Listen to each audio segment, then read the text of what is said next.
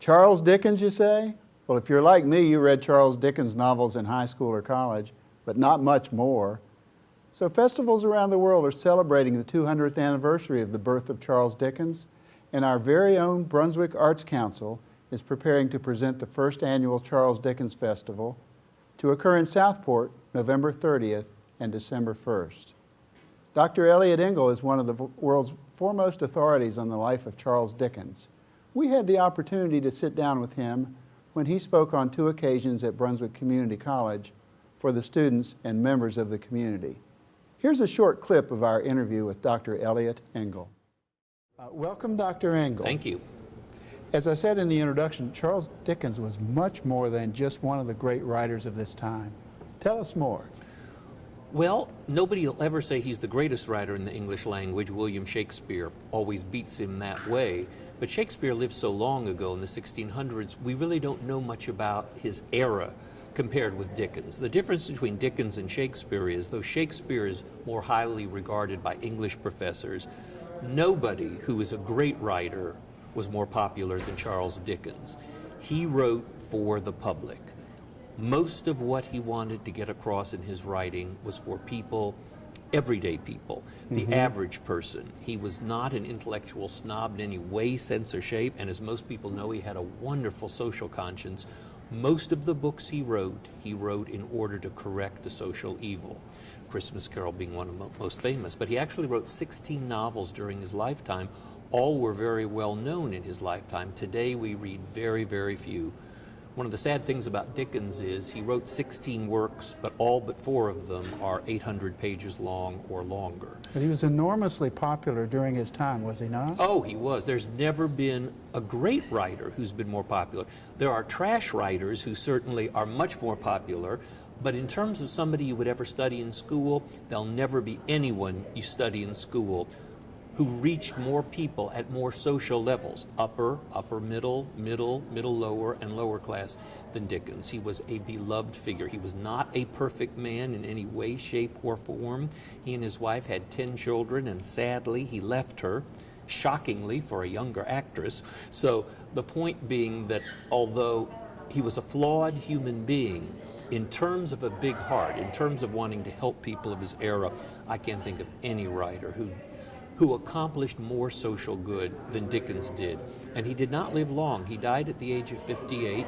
He started writing. He became very popular when he was 25. So 25 to 58 is a good length of time, but nonetheless, it's a 30-year period. And within those 30 years, he made himself the greatest novelist that the world has ever seen. Wow. Tell us about his hospital.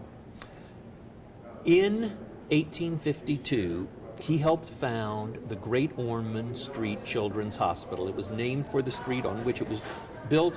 It is still there today. It is still called the Great Ormond Street Hospital. The reason he did it was, in all of his novels, the central character is either a sick, a mistreated, or a dying child. Wow. And because he brought so much attention to sick children in fiction, it just made a natural transition for him to do something in the real world that will help these sick children. The Great Ormond Street Children's Hospital is not only a great children's hospital, it is the first children's hospital on earth. So he found it. It wasn't he and he alone, but his novels brought attention to the fact that children were dying because of lack of good medical care. So he literally put his money where his writing had been and helped open this hospital to prevent needless deaths of children. And of course, he lived during the Victorian period, an age of just terrible, terrible working conditions for children. So we know he was a great social reformer. We know he was a great writer. Was he? I liken him to a superstar of his day. Was he a man of the people? Oh, yes. He's the first international superstar. He came over here to America. We had already read his novels. And this is not an exaggeration. When the Beatles came over in the 1960s, they were wildly received, but that was nothing compared to Dickens, because the Beatles got the young girls. Dickens got the young girls, the old girls, men, women, children. His appeal was way broader than any superstar today. We know that you're here for our first annual Charles Dickens Festival. I'm very excited about that. And I know that they occur around the country and around the world. Would you tell us more about the festivals? Yes. The biggest in the world is in Galveston, Texas. It's Wow. every year, and the reason it's the biggest is because Houston is close enough that they can just you can either drive or take the train down there. They have over 125,000 people. Not to say you're not going to get 125,000, but sadly you don't have a Houston, the fourth biggest city in the country nearby. Right. But I go down to Galveston and do the fair, and it's like yours in that it's the authenticity of it. They decorate the town. The difference being that Galveston is not nearly as old as North Carolina. Or So Southport. I was going to say, a city like Southport has the advantage, even though they get 100,000 people, Southport would be a much more typical 19th century Victorian Dickensian town. All you need to do is, put a little tinsel on it. In Galveston, they have to build it pretty much from Right. scratch. So Excellent. it's an ideal place. The original 13 colonies is a wonderful place to hold any Dickens fair. Wow, I wish we had more time, Dr. Engel. Thank you so much for being with us today. Sure. I hope our viewers have enjoyed the interview with Dr. Engel. Truly an amazing and very interesting person. I'm directing our attention now to two very special guests. To my immediate left is my wife, Sue, a wonderful person in my life, and my good friend Jeanette Serens, who's with us also. Good morning. Good morning. They're here to talk about the Charles Dickens Festival. Let's tell our viewers a little bit about what the Charles Dickens Festival is, please. Well, I first want to say that we were delighted to kick off the festival season with Dr. Engel earlier this week, and he spoke at Brunswick Community College, gave an absolutely wonderful dramatization and performance on Dickens that nobody knows. Lots of very interesting facts about Dickens.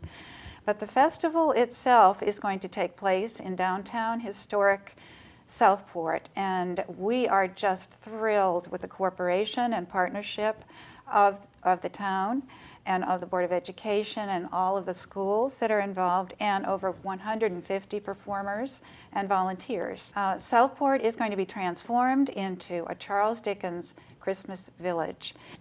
We have guest artists coming from Los Angeles, Tony Palermo, and it's very family-friendly, interactive on sound effects for Scrooge and other Christmas things.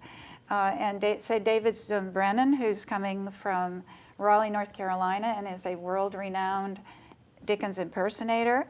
There'll be two wonderful events that he's doing there. The entire festival is very family-friendly. We have puppeteers and storytellers, all about the Victorian themes of Dickens' times.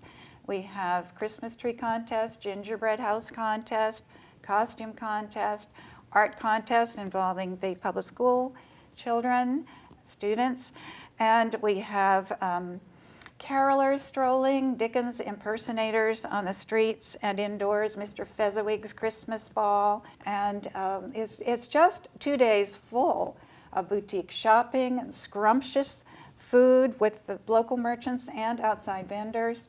It just promises to be a charming and fascinating evening, very family-friendly. Wow, you've painted a beautiful picture, thank you. I want to talk a little bit more about the festival. I want our viewers to know that it is November 30th, December 1st, which is a Friday and a Saturday. We'll try to say that a couple of times to remind them. Right. But Jeanette, tell us more about the festival and your involvement. Well, my involvement is working and supporting a wonderful chairperson as Sue and a co-chair, Meg Dillinger. But my job as the liaison from the Brunswick Arts Council is to help provide the financial support to make this happen, gain sponsorships, help in any areas of contracts and liability that might need to be handled. But mainly my job is just, I'm so excited. I go out into the arena of sponsorship and talking to people about volunteering and gathering them around, and I cannot help but talk about Dickens and what we're doing at the festival. The excitement is just bubbling out because it's such a joyous time. You know, Charles Dickens was born 200 years ago, and this is the celebration, and we chose Christmas time. Because what better time to do that, because he is so well known for A Christmas Carol.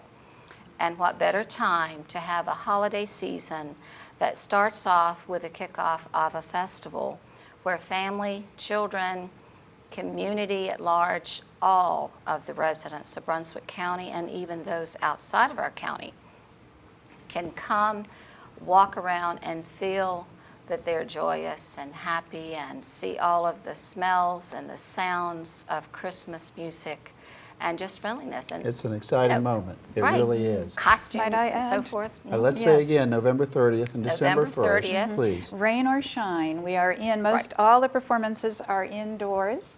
And we are also collecting food for Brunswick Family Assistance, for the Homeless Coalition, and for the Literacy Council. So people bring your canned goods, old books, and items of personal hygiene and warmth for our homeless in Brunswick County.